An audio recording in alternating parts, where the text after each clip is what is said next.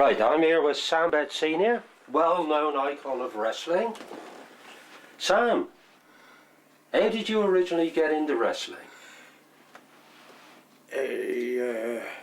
Well, I trained at the gym as a young boxer, and at a very, very young age, and it was just I just followed the trends. The people in the gym, it was a boxing and wrestling gym. It just came natural. But we were whilst we was boxing, was training with wrestling. But at that time we were a very young age, and really we were getting ready for things to come that we didn't know about, and that was when wrestling became big time. Well, we were ready made for it, you know, and we're used to the rings and the rough and tough stuff. That was just, it was just like a natural progression. But my very first encounter with for money was at the tender age of 10 years old. Good grief. I went along to a local fairground, which all the villages had them, and Professor Bosco's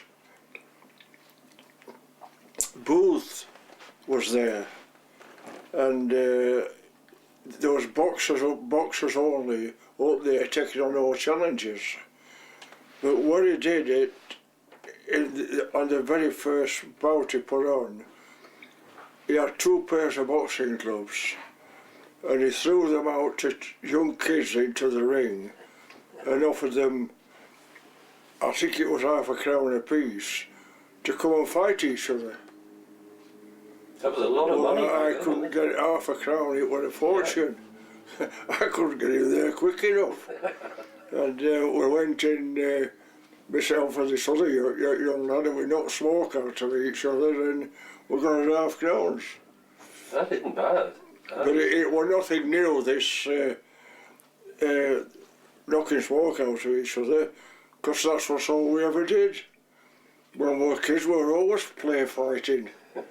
You know, it wasn't anything different, and to get paid for it was something special. Well, naturally, when the local bulls came along, I was hooked on them.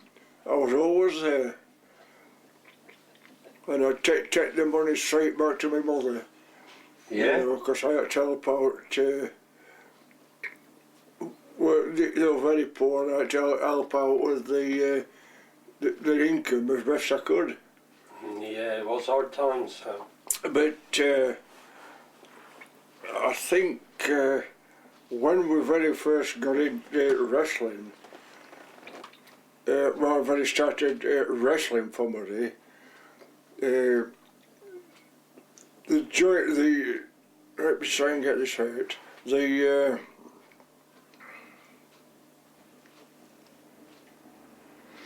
there'd always been entertainment taxes at the local halls and seat taxes on shows like wrestling. So there weren't many promoters at the time who could afford to go to this expense and make it profitable. Mm. But when this entertainment or seat tax was lifted by the government, it opened the floodgates. Yeah. Well, everybody was in then everybody started wrestling. So they were, and plus the fact, when it first came on television, well, it took the nation by storm. Absolutely, yeah. Everybody wanted to go to watch wrestling. Everybody. And shows were all in the smallest and largest of all, in all villages and towns the length and width of Great Britain. Mm. Well, at the time there was plenty of budding promoters. They could see an opportunity to make money, but there was an acute shortage of wrestlers. So we that were actually available were we could work as many shows as we want and pick the product menu we work for. And I in particular, I never went to work for joint promotions because they tied the wrestlers down. The rules, the lads with an iron fist, they could only work for them and them alone. Well, such joint promotion shows, there wasn't enough, they couldn't offer me 5 or 6 jobs a week, every week of the year. Yeah. Where the independent promoters could give you this type of work. And plus they were paid better wages than the joint promotion to attract us into the business. Yeah, good. Because you were saying you not only travelled the country, you travelled the world. Yeah. You even wrestled down in Camborne, my neck of the woods. That's what they did, yeah. Everywhere I did, Derek. Everywhere. I've wrestled in my own town, in the villages around it. You know, they started having to working men's clubs and stuff like that, you know. But people that seated around 300, they could see to make it profitable, the promoters. Yeah. And from then on, I just got to know, once you get established, the promoters are sending for you far and wide. Yeah, no doubt. And therefore, they're offering you better money. Yeah. When the London lads got into it in big time, Tony Scarlo in particular, there's some big fantastic shows down there. You know, real old big halls, York Hall and places like that, and they take you down there on top money and give you 5 jobs in a week.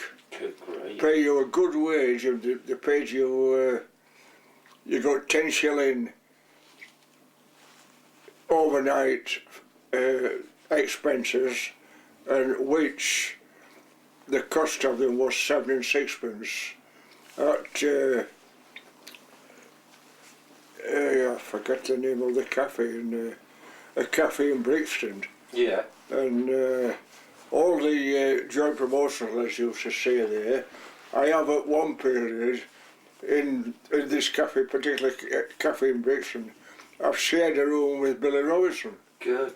You know, he was down there, yeah. But Billy was working for the joint promotions. I never got to wrestle him, right, but I always admired him. Yes, and, I've seen bits and pieces. That's basically that's it that I got into. When you was down there also working for Tony Scarlo, there was always people at the dressing room door wanting the big, rough-looking lads, bigger and rough-looking the better, to offer them work on the doors. Yeah, of course. And there was plenty of doorkeeping work.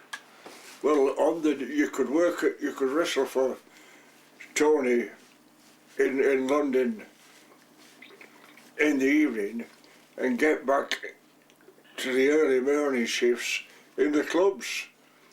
You know, you'd wrestle once for the London front, not only Tony, there was D'Amato and quite a few more.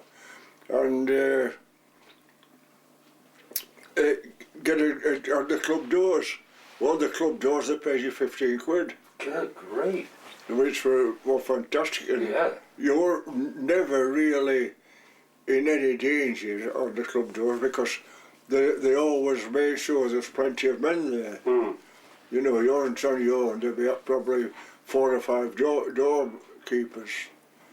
And that you also got other kinds of jobs. People would want you to do job, private job for him, like Peter ran. He used to take the big rough-looking lads in for, he paid them good money, but the job Peter offered you weren't very good. He was, Peter was he was a South Yorkshire lad, and we're good friends, and but he was mixed up with that Routman, was it, the villain landlord.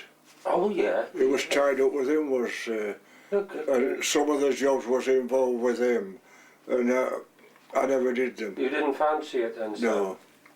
I don't blame you. I don't blame you. But Peter always wanted me to move down to London. He used to say, get out of the sticks, Sam. Come down and live in the smoke with us and make yourself some real money. Peter's long gone, he was dead. And you know, I'd never no intention of going to live in a life like that down there. No. I mean, I couldn't get away from the smoke quick enough. Get back to me, get back to Barsley. Yeah, too true. So, how did it come about you started to go abroad then? Because you. Well, they were. I mean, you The very first trip abroad, I was working for Don Robinson. Mm-hmm. Now, Don Robinson was a big independent promoter, and he was more adventurous than the others at the time. And he got involved with Jarvis Astaire, who was a big man in the entertainments at the time. And through they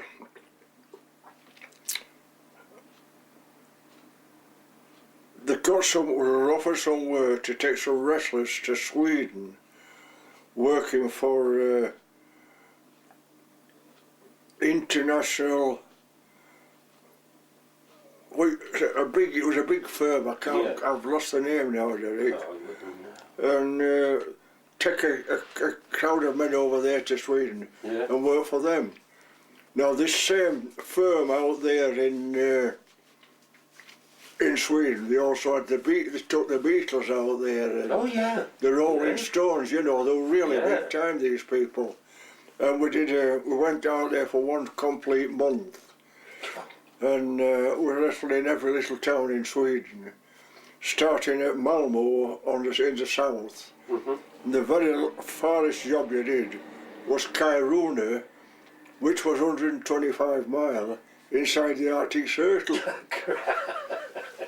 I'd never been there. Yeah, and then and out of that month you was out there, you worked every day. We worked 29 jobs in 30 days. Well, that was the very first trip. The very first trip we did. That was in 1967. And then at the time, that's the very same year. Not long after that, funny enough, he wanted. He asked me if I'd go out to India, did Don Robinson. I said, what's the wages? He says, told me the wages. I said, yes. So, I went out there and the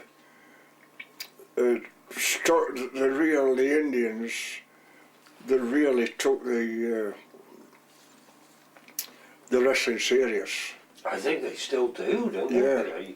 And in Bombay, in this wrestling season, they had it twice a week in Bombay, Wednesday and Saturday. Mm-hmm. And on the Saturdays, it wasn't uncommon to see 100,000 plus in the stadium. Now the stadium where they held it was the Bombay cricket field. Good grief. And of course I was working with the top man at the time, which was Dara Singh, and his brother Randhawa Singh.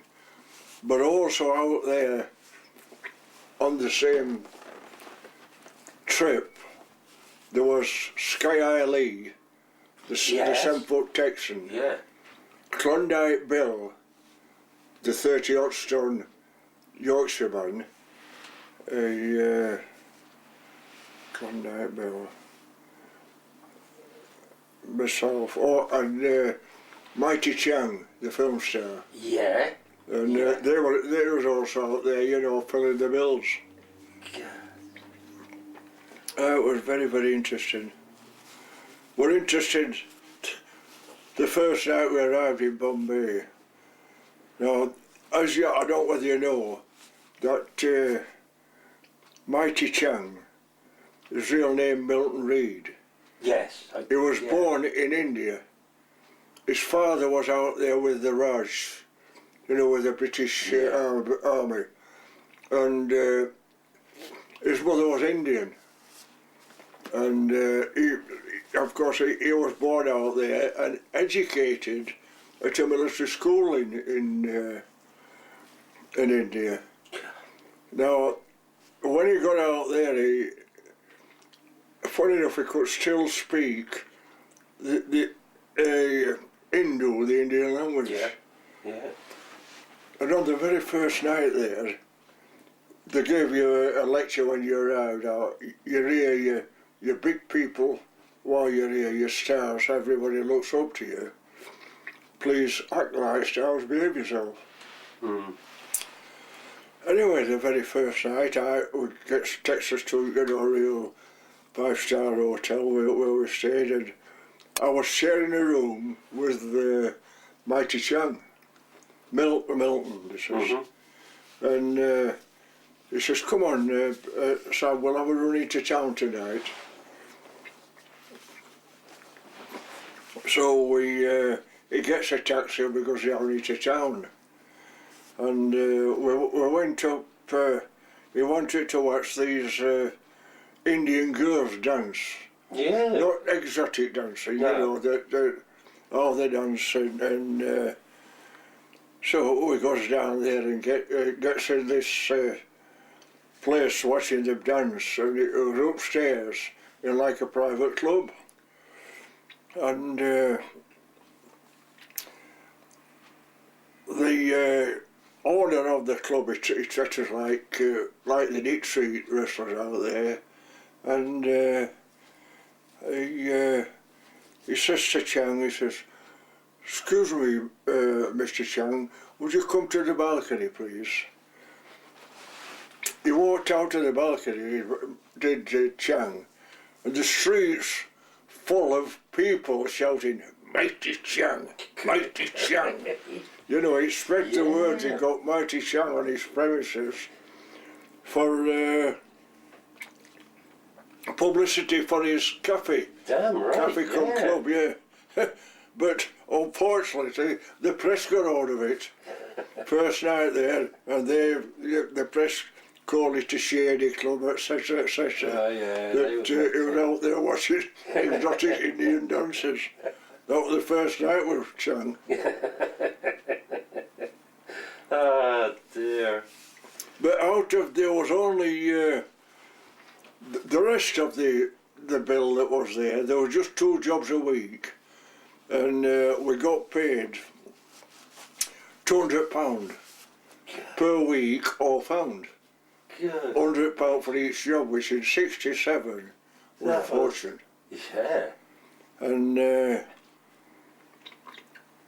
but there were other promoters who wanted you to go country and wrestle, and they would give you extra, but the other lads wouldn't travel.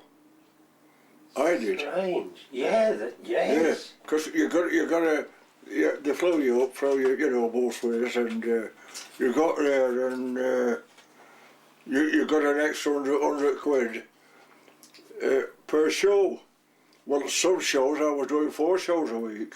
Yeah. Sam. You know, I was up into Hyderabad, Secunderabad.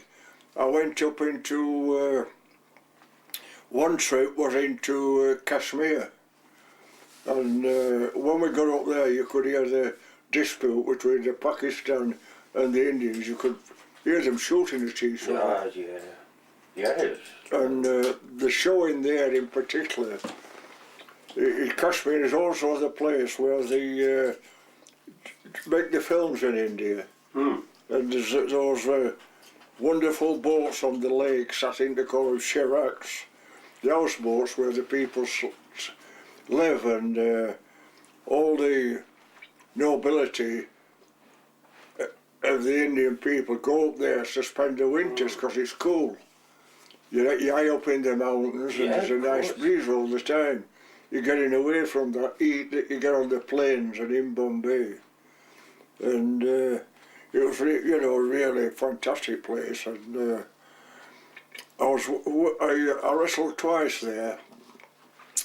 But the last time I wrestled, I was wrestling Randhawa Singh. Now Randhawa is Dada's younger brother. Oh. He's an hero out there. Well, the Singh name. Yeah. Yeah. And somehow the crowd didn't like me. So they invaded the ring. There was probably about 20,000 there. It was held in the barracks. It was on the parade ground in the barracks of the Sikh army. Yeah, oh yeah. The Sikhs, the big, tall, skinny fellas. Yeah. And there was all the way around. And actually, the dressing room was in the guards' room at the at this barracks, in the Sikhs' guard room. And they invaded the ring. Oh. And having to go up with these really crazy Indians. And these big Sikhs got round me en bloc. Yeah. And said, "Don't worry, Saab, you'll be safe with me, with us, sorry." And they started leading me back to the barrack room for safety, and they was prodding sticks in between the legs and everything, trying to get at me. And these Sikhs, they carry a big 6-foot pole. Yeah. And as the Indian police done, they were whacking them down on the head, but they still kept coming. They gets me back to the guard room, locks me in the guard room. I was in there with another Indian wrestler and his wife. It was just the three of us, and then all the rest were the Sikh soldiers. Mm-hmm. And they wouldn't go away, this crowd, Derek. But they were really, really after you. No, they were really getting aggressive, and I was getting a bit worried. Oh, yes, I said, what happens? They're not leaving. And we've been in there about 2 hours. Oh. He says, "Pray for rain, sir, pray for rain." Anyhow, Derek, did I pray for rain? And the heavens opened up, and hell they dispersed. But I'd like to see that rain. But that was my last encounter in Sri Kashmir. But a few years later,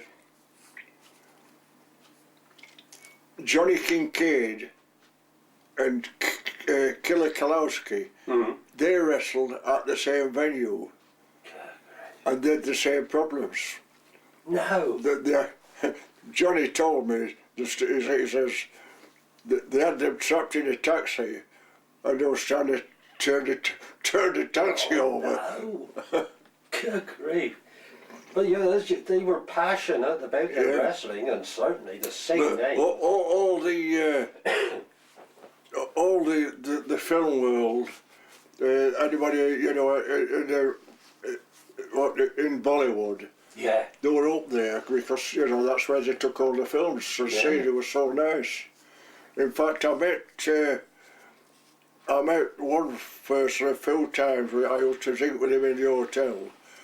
A man, I don't know what the name will be familiar to you, called Hubert Arpatasio. Now, he played Jolson's father on the old Jolson film. It rings a bell, and I'm trying to put a face to the name. Yeah. Well, also there was that that little fella on one of the American shows, Fantasy Island or something like that. Oh yeah, Tattoo. He was really what was he funny. called? I was in with that fella. We was in the same hotel. It was a nice experience. You know, it was really nice. Every morning, while I was in the hotel in Kashmir, they send a boat out for me. You could just walk down to the bottom of the garden, which is an extensive garden. Yeah. And, you know, you had these shiraks. Yeah. And they'd pick you up and take you round. Well, they had their own shirak. And he'd come round, this Indian fella, and he said, can I bring my son with me? I said, yeah, by all means. And he took me all, he used to pick me up in the morning and take me a nice ride round. And he'd fish and get me a trout. And then when I'm back, they cook me that for me breakfast. Can't get it any fresher, Sam. And he'd also make his cup of tea on the boat. Like that Indian tea, it was beautiful. Yeah. Oh, I bet. But it was fantastic. When you're going around on that boat, you could, the little this shirak thing is rolling around. There's birds like kingfishers flying about, coming actually landing on a small boat. Yeah. With those 3 people in it. They were so tame and, you know, so near to life. Well, I don't suppose anybody bothered them, did they? No. That was the difference. The old the houseboats that they lived in, there was something special. Yes, I've seen a programme. In fact, I've seen a programme of the Beatles going out there and That's staying right, on. Yeah. But it was pretty, you know, the trouble there, you could hear the exchange of fire over the border. Pakistan, you know, firing over at the Indians and vice versa. You could hear it crack, crack, crack. And while I was at the hotel, there were a United Nations of Swedish descent came down to visit me because he wanted to speak to a European. He hadn't spoken to a European for a long, long time. And he says it weren't very nice up there. No, I bet. What a crying shame, eh? Ah, that was the Swedish. That was the Indian trip. And then what happened then? A while went by and they couldn't get people to go to Pakistan. The lads, the English lads, wouldn't go out and wrestle them. I wonder why. No, they wouldn't, you know, they didn't want to know him. And Ben Witowski, Ben was a Polish lad, lived in Manchester, and he wrestled as Chief Thunderbird.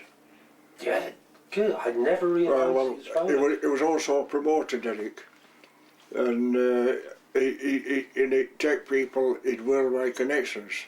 Yeah, He says, will you come out to Pakistan, Sam? I said, if the money's right, yes. Yeah. And now the money were okay, and we went out there, and the hotel we stayed in, it was out of this world. Yeah. It called the Midway, and it was, you could walk, it was a walking distance from the Karachi airport. Yeah. And you all stayed in individual cabins. And there was when you went to dine, there was 7 different menus. You could get your egg and bacon and anything you wanted. And you know, they catered, and everybody, they catered for everything, you know, the Muslims, and we all ate in the same room. And there was never any confrontation between us, none whatsoever. But when you actually got in the ring with the Pakistanis, you were fighting for your life with them. Yeah. That's such a reputation, you see, and yeah, I suppose so. they were subsidised by the Pakistani government. Were they? Oh yeah, Good because grief. they used to. Well, the government was so bloody corrupt out there. Yeah. And, they were there to, I don't know, bolster the morale of the Pakistani people. Well, they were thinking about wrestling, they weren't thinking about the government. When you went into bazaars with them, they didn't pay for anything. Didn't they? They just went in and shop and picked stuff up. And I've talked to the lads who owned the shops, you know, when they were there, and they said, oh, the bowlers, the god, you know, we've got to, we give them stuff, and they were quite happy giving them stuff, and they were poor people themselves. Well, yeah, that's crazy, isn't it? But that's, yeah, that's politics for you, I suppose, Sam, isn't it? But the very first night there, I was on with a fella called, one of the highly rated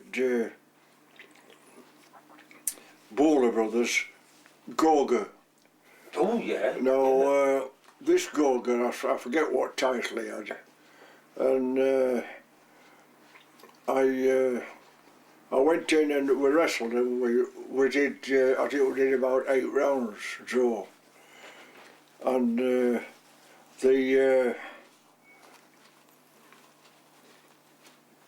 his uncle, now then, I can't think of his name, was the judge there. Now, his uncle was a god in Pakistan. They called him,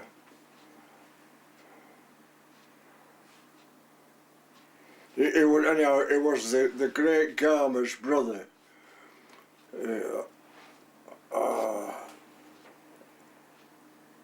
And this great guy, he was the best I've ever been, but he was his younger brother, but he was still alive. And he was an old court wrestler, you know, he used to wrestle for the Maharajas, etc., etc. Good grief, yeah. And he was the judge, and he awarded the decision to me. Oh. He says, I think, in my opinion, in Hindu, it was translated for me, Sam Bates beat Goga. So they gave me the cup. That big cup, you know, it's in the garage now. Yeah. For beating Goga. Well, he'd never been beaten before. Oh. So it caused a bit of a sensation. I should think it would, yeah. And so therefore what happened then, I wrestled all the other brothers. I got a draw with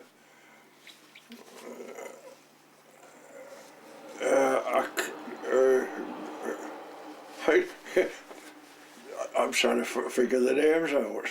Azam, I think. I got a draw with Azam. And then the other one, the top man, Akram, you know, I wrestled him and he beat me, Akram. And easily, by the way, well, not a problem to him. And then another incident happened during the trip. The Abid Bank of Pakistan. Yeah. Which is a big bank out there, and it is also in England. The sponsor's a wrestler from a town on the border of India and Pakistan called Gilgit.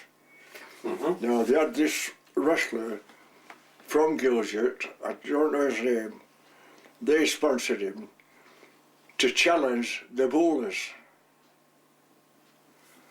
So the publicity was that much, you know, they created this Royal Bank of Abid Bank of Pakistan. They couldn't avoid it, you know, with the public, so they had to answer it. So Bowler says, I will wrestle this Gilgit if he beats Sam Bates. Won't go on with him straight away. So I was on, I gets on with this lad from Gilgit, and there was a lad called Alan Martin who was on the trip with us, you know, a big rough rugby lad from Castleford. he was in my corner. And I was in with this Gilgit, and he was throwing me about like a tennis ball. I couldn't do anything. Yeah. And he was really good, you know, he's a big bowler. And the bowler sent word up via Alan. He says, bowler says he's making you look a fool. He says, bring some blood and there's a bonus. So I says to Alan, I'm going out, it was the third round, I said, I'm going out this round. I said, I'm going to crack him on the chin. I said, if he doesn't go down, I'm going down. And then I went and his chin was there. Oh, it was so easy to find. And then I cracked him on the chin, he went down. I got my bonus and the bowlers were happy. You had to wrestle him. Good grief. But you're famous down in your own town, Gilgit, because he was a local strongman. He pulled buses with his teeth and broke 6-inch nails and blocks of wood and everything. You know, he was famous. And you were chucked in with him? Oh, I was genuine, you know, with a real McCoy. But I felt very guilty about what I'd done.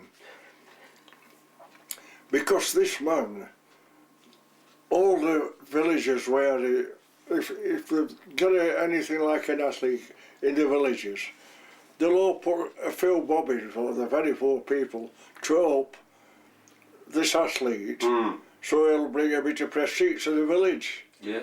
And I, you know, knocked him off. You put an end to it. Well, I thought it's a large early. I says, I have 4 kids back in bars, I want to get back to them. Sam, I don't know. And after that, the bowlers. Every time I went on with the Azam, he's the top man. Yeah. He'll say, no boxing, Sam. But we went out to kill weight for them. Yeah. The very first show that was on, there was a local lad went with me. He died 3 or 4 years ago. Oh. Carl Kramer, who was famous. Yeah. Jutland. He was out there. Now, we'd been abroad together, Jack and I, before. We'd done the Swedish trip and that. And I said to Jack, you'll have to get yourself fit, Jack, because these bowlers, you've got to be ready for them. And the bloody double crush and everything. Yeah. Anyhow, he never bothered. Went in the ring with Akram. 2 minutes, injured, back on the way home, Jack. He just went in and did him, Jack. And I told Jack, I said, get yourself ready for them. Be wary, but Jack didn't give a damn, you know, he was a great guy with Jack, you know, and a real character, but he didn't give a damn, but we put him out of action the very first 2 minutes, of the first 4 minutes actually, of his first bout there, and the very next morning they had him trussed up and on a plane back home. No, gone like that. That's what the bowlers were like. Oh, they were, and the one night I witnessed, I've got photographs of this show. This was in Kuwait. Akram was on with an Indian fella. Now, the Indian Pakistani, they really ate each other. And you could see the hatred in his eyes, you know. Out there they get on pretty well here. Yeah. And you could see the hatred in Akram's eyes when he looked at him. And poor old Gunga Singh, he was a wild man of Borneo, who I'm talking about. He was the Indian. And Gunga was on with Akram. Oh, I thought, that poor lad. You know, I know what he was like. But he went on with him and the stuff that Akram did to poor old Gunga. Oh. But I'll give him this. Old Gorga put up with it. He did, he took some bloody knocks and survived. He got down on his he got down on the floor after about 3 hours. You know, I'd had enough. Yeah. But he did take some. You took a bit in the meantime. Yeah. I shared a room with Gogan at one period in Kuwait. Yeah. And he drunk whiskey. Liked his whiskey. And it's a dry country, you know, you can't drink in Kuwait. And he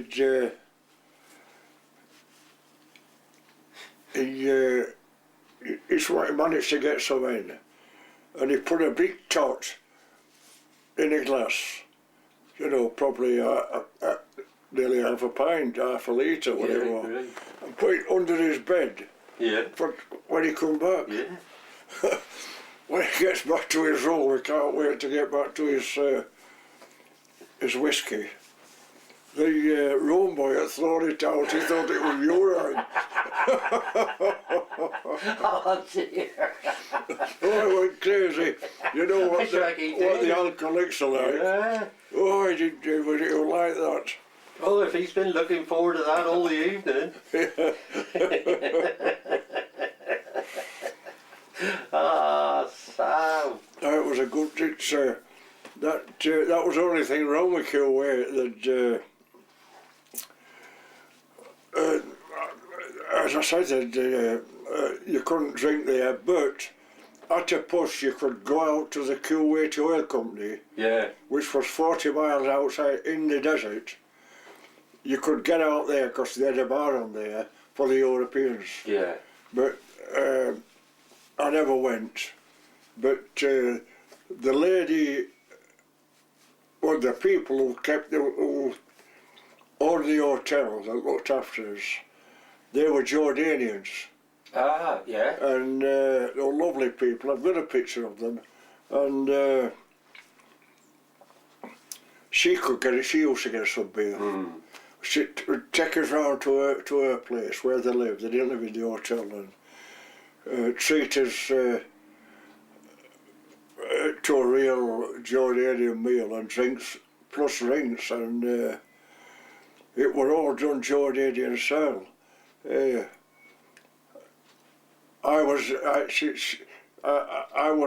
were all sat at the table, all the European lads, and then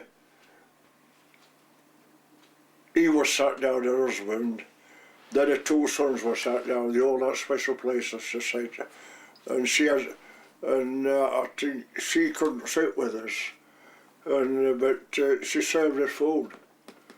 You know, she did it in the Jordanian way, like it. Yeah. Good grief.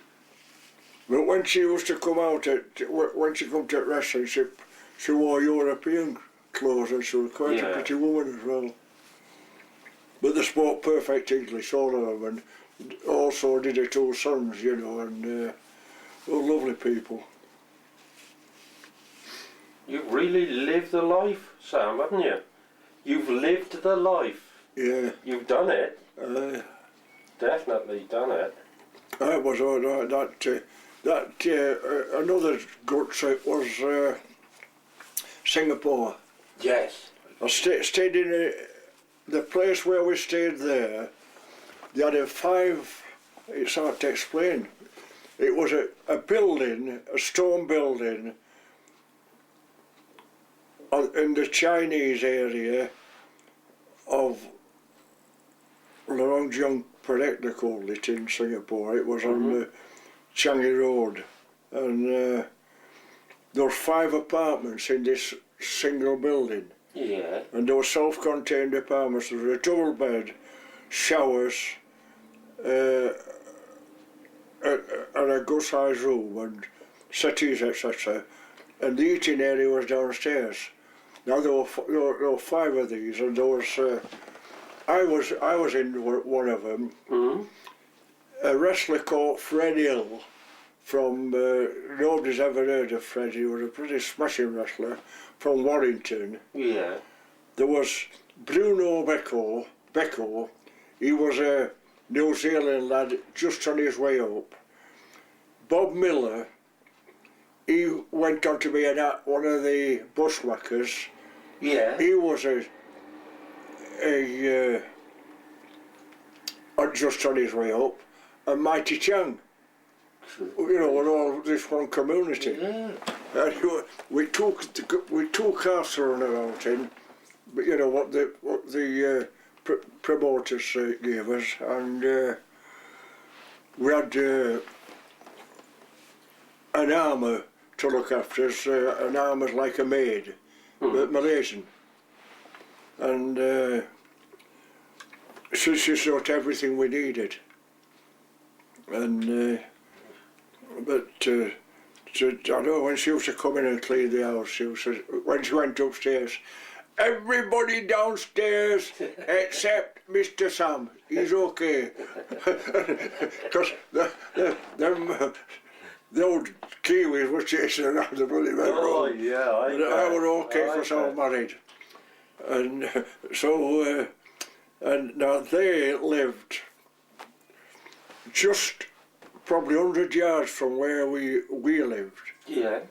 But they lived in a straw house, straw and wood house. And the Chinese lived in stone houses. The Chinese were the better off people in Singapore. And I remember going over to our house, and you walk down this path up past the children's school, and all the kids used to be out and weren't in class watching us, our antics in the area where the lawn area. Then anyhow, I went over with Melita to her house once for something, and she was her husband was a lawyer, and her mother was his second wife. Were a complicated thing, I think, you know, about 3 wives.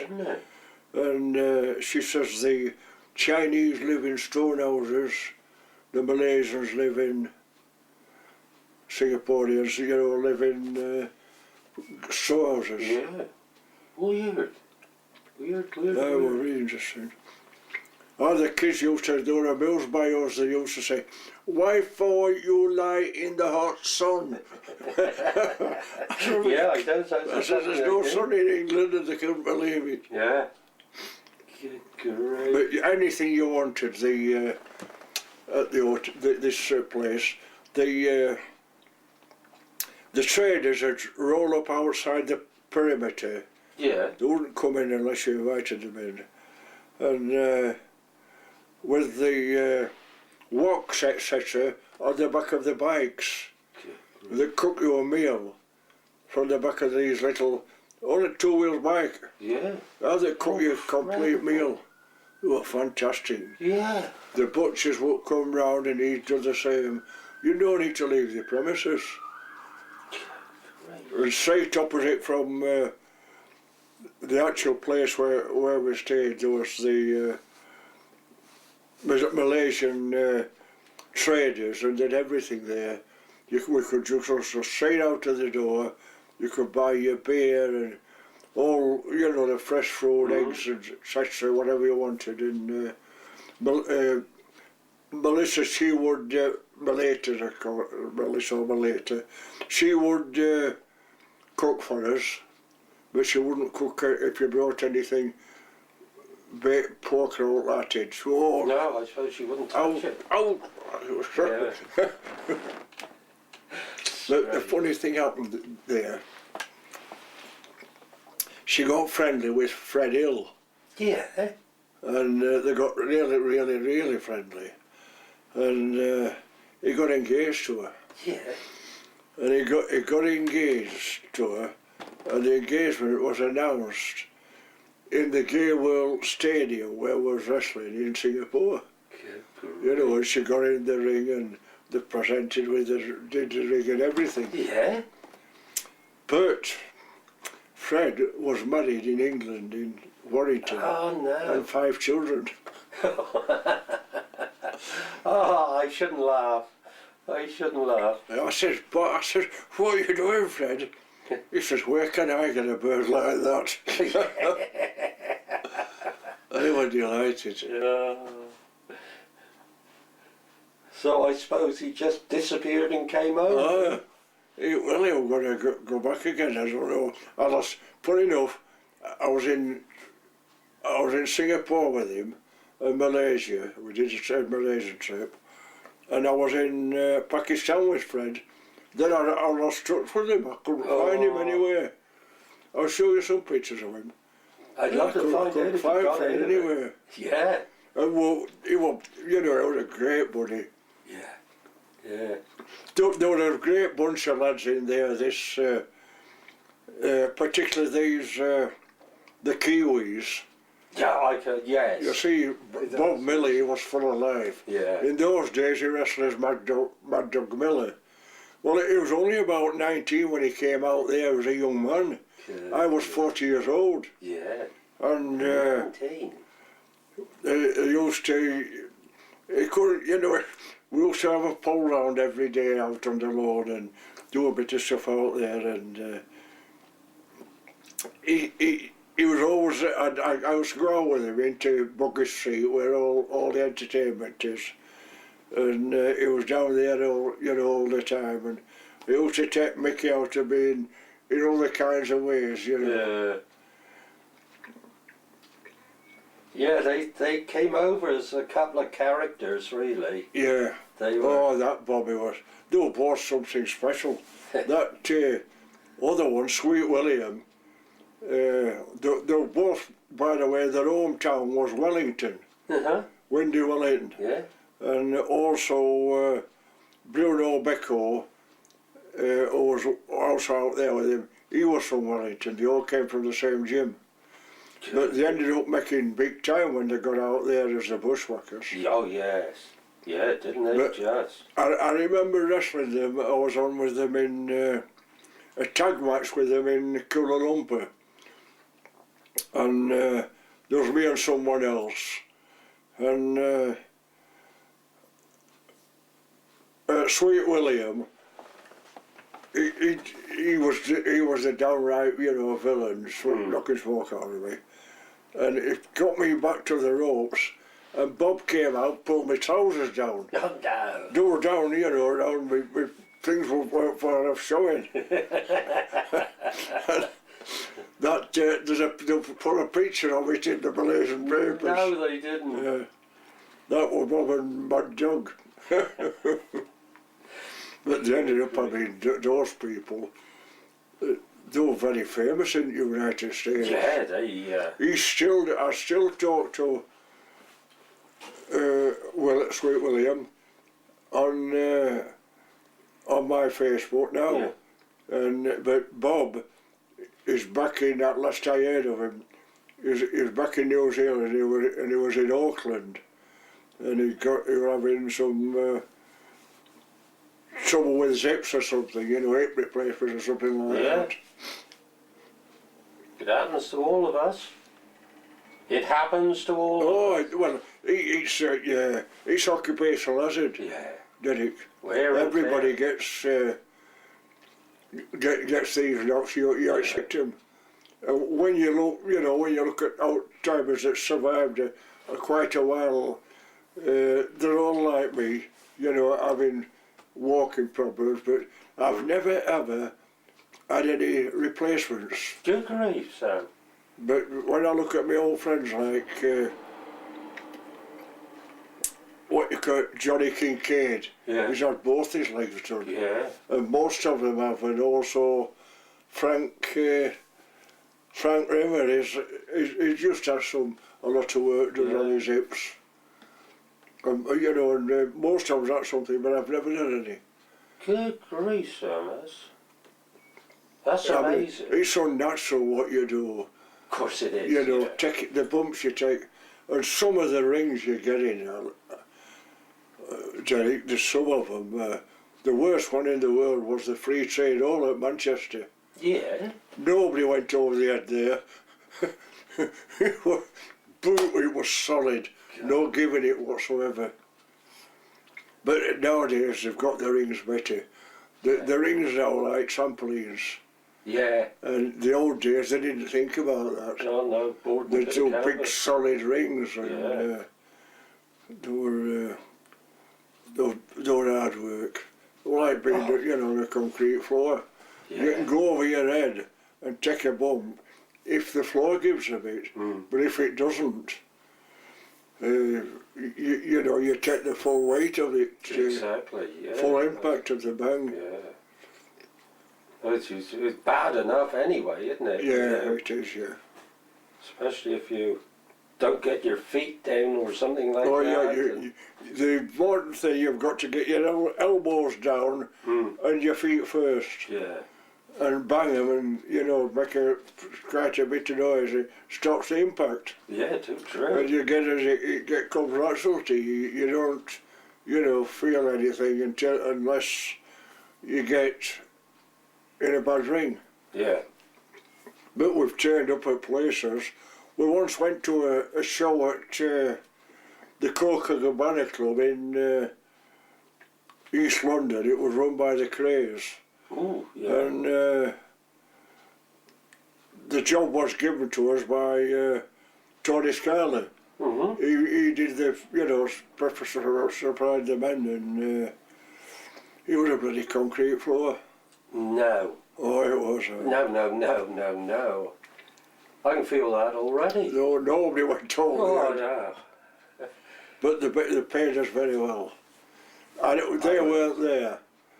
But there was no arguing about money. We couldn't have argued anyway. But, we did get paid. Good grief. Good grief, Sam. I'm going to give you a break, young man. You've been talking for an hour. Oh, really? Yeah. I didn't know I had so much wind in me. I'm going to give you a break, make you a cup of coffee. Okay, Danny.